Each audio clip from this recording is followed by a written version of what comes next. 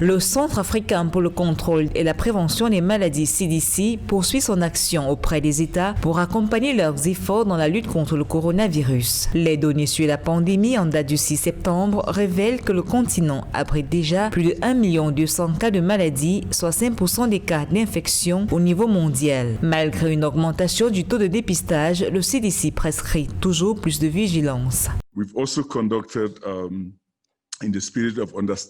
Dans le cadre de notre travail, on a effectué une étude sur la nature des virus et la surveillance génétique à travers plusieurs pays africains. Ceci inclut un soutien que nous fournissons à l'Institut éthiopien de santé publique, au Centre nigérien de contrôle et de prévention des maladies et au laboratoire central de santé publique d'Égypte.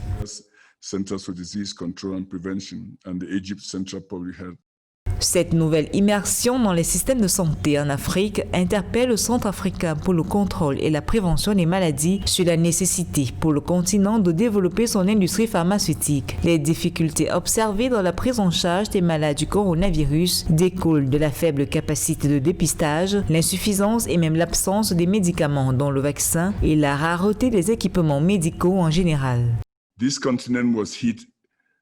Lorsque le continent africain a été frappé par la pandémie de Covid-19, il était très difficile d'effectuer les diagnostics, non pas du fait d'un manque de capacité, mais parce que le continent ne possédait pas des réactifs pour Covid-19.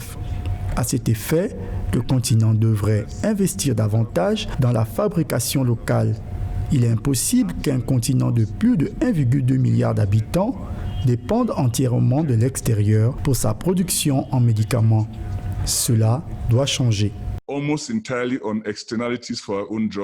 À côté du monitoring qu'il effectue depuis la survenance du coronavirus, le CDC s'est spécialisé dans les opérations de terrain avec des formations spécifiques aux professionnels de la santé. L'un des derniers exercices dans le genre s'est tenu en République démocratique du Congo, où des dizaines de professionnels ont reçu le 1er septembre une formation de 3 jours sur la prévention et le contrôle des infections pour le Covid-19.